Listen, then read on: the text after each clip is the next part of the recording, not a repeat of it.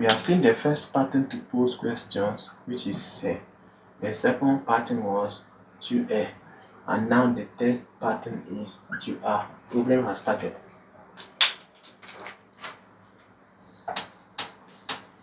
The answer I am expecting here is c'est.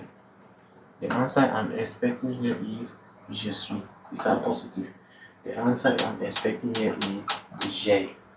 Problem has started.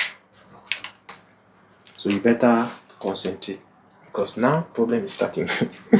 Yeah. I am going to separate them. Let everybody be in their problem section. That is a positive answer. What about the negative answer?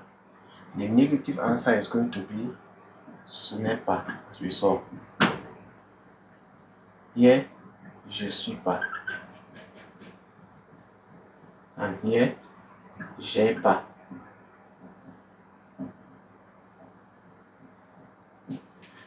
If you have questions, you ask before I continue.